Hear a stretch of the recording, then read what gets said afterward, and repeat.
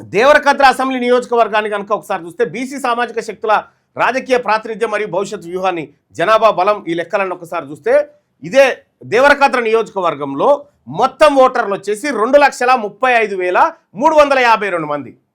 Devarakadra assembly నియోజకవర్గంలో మొత్తం ఓటర్లు 2,35,352 మంది ఓటర్లు ఉంటే అందులో బీసీ ఓట్లు 1,47,024 ఓట్లు.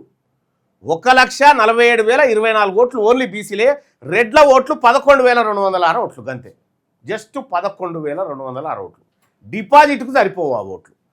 రాజకీయ సమీక్ష రెడ్డి ఓటర్ల కంటే బీసీ ఓటర్ల జనాభా బలం 13 రెట్లు ఎక్కువ ఉంది. కూడా ఇగో రెడ్ల ఓట్లకు ఇవి అయితే బీసీల ఓట్లకు ఇవి దేవరకద్ర నియోజకవర్గంలో.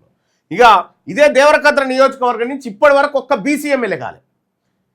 సీతా దయాకర్ రెడ్డి 2009లో అయితే 2014-18లో ఆళ్ళ వెంకటేశ్వర రెడ్డి, గవినోల మస్తూన్ రెడ్డి ప్రస్తుతం ఆయన ఎమ్మెల్యేగా ఉన్నాడు. 2023 ఎన్నికల కీలక మలుపు బీసీల జనాభా బలం 62%కు పైగా ఉన్నప్పటికీ 2023 కాంగ్రెస్ అభ్యర్థి మధుసూదన్ రెడ్డి కేవలం 1,392 ఓట్ల స్వల్ప మెజార్టీతో గెలవడం జరిగింది. అది కూడా నా పుణ్యమే.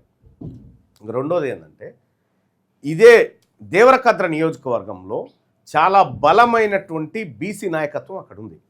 ఉన్నటువంటి సందర్భంలో ఈ బీసీలకు ఒక్క పార్టీ టికెట్ ఇచ్చినా మిగతా బీసీలు వాళ్ళకు కూడా ఇచ్చిరంటారని అన్ని పార్టీల నుంచి, బీఎస్పీ నుంచి, బీజేపీ నుంచి, కాంగ్రెస్ నుంచి, బీఆర్ మొత్తం రెడ్లకు పంచుకోరు అన్నట్టు. వీళ్ళకి టేస్ట్ చూపించొద్దని. అది ఎందుకంటే వీళ్ళు మన కావుగా పార్టీలు.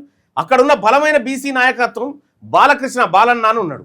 ఆయన భారతీయ జనతా పార్టీలో ఉన్న బీసీ దేవరకద్రలో ప్రముఖ బీసీ నాయకుడు. స్థానిక మరియు నియోజకవర్గ సమస్యలపై నిత్యం ప్రజల్లో ఉంటూ చురుగ్గా పనిచేస్తున్న బలమైన వాయిస్ బాలన్న అక్కడ దేవరకద్ర నియోజకవర్గంలో బీసీ నాయకత్వం. వర్మ ముదిరాజు ఉన్నాడు, బలమైన ముదిరాజ్ సామాజిక వర్గ ప్రతినిధి. వర్మ ముదిరాజ్ అక్కడ 2023 అసెంబ్లీ టికెట్ కోసం బలంగా పోటీనిచ్చినటువంటి బిడ్డ వర్మ ముదిరాజు ఉన్నాడు. కాటం ప్రదీప్ కుమార్ గౌడ్ ఉన్నాడు, సీనియర్ నాయకుడు. 96 నుండి నియోజకవర్గంలో కాంగ్రెస్ పార్టీ మరియు గౌడ సామాజిక వర్గంలో కీలక పాత్ర పోషించినటువంటి మా బీసీ నాయకులు చూడరు. ఇక్కడ వాళ్ళు కాకుండా రాముల్ గౌడ్ ఉన్నాడు, రాచాల యుగేందర్ గౌడ్ ఉన్నాడు, భూపతి గౌడు, రమేష్ గౌడు, మున్నూరు బాలరాజు, వీళ్ళందరూ కూడా ఇక్కడ ఇతర బీసీ వర్గాలు. అగ్గన్ నరసింహులు ఉన్నాడు, ఆ తర్వాత శ్రీకాంత్ యాదవ్, ఇట్లా వీళ్ళందరూ కూడా బీసీ బలమైన నాయకులు. వీళ్ళంతా దేవరకద్ర నియోజకవర్గంలో మనం చూడొచ్చు. ఇక్కడ 2028లో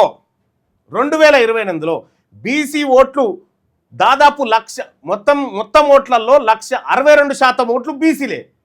దేవరకద్ర నియోజకవర్గంలో 62% ఓట్లు బీసీల ఓట్లు.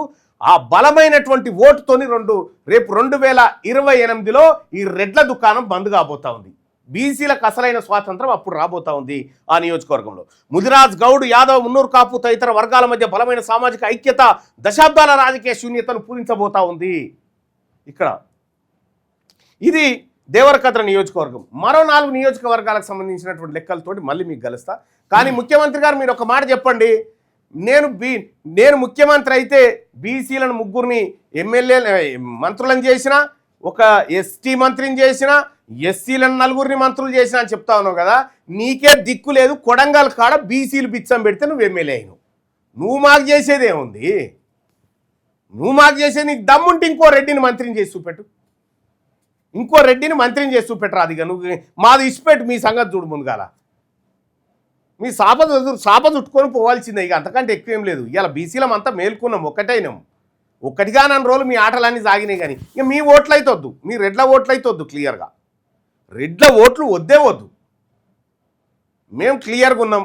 మీ ఓట్లు మీరు వేసుకోరు, మా ఓట్లు మేము వేసుకోరు. మీరు డిపాజిట్ తెచ్చుకొని చూపిరి. ఇంక మీరు మమ్మల్ని దాస్తురా, మేము మిమ్మల్ని దాస్తురా, ఓ లెక్క బయటపడుతుంది. అందుకోసమే ముఖ్యమంత్రి గారు మీరు రాసి పెట్టుకోండి. మీ అరాచకాలు, మీ ఆగడాలు, మీ రెడ్డి కుల అహంకార దోపిడీ ఏదైతే ఉందో దీన్ని ఖచ్చితంగా రాజకీయంగానే ఎదుర్కొని సమాధి చేస్తాం. ఈ రాజకీయ సమాధిలో మీ విర్రవీగుడుతనమంతా ఖచ్చితంగా గంగలో గలవడం ఖాయం. దానికి తెలంగాణ రాజ్యాధికార పార్టీ అంకురార్పణ చేసింది సర్జికల్ 59 పేరుతో. ఆ సర్జికల్ 59ని ఖచ్చితంగా ఇంప్లిమెంట్ చేయబోతా ఉన్నాం.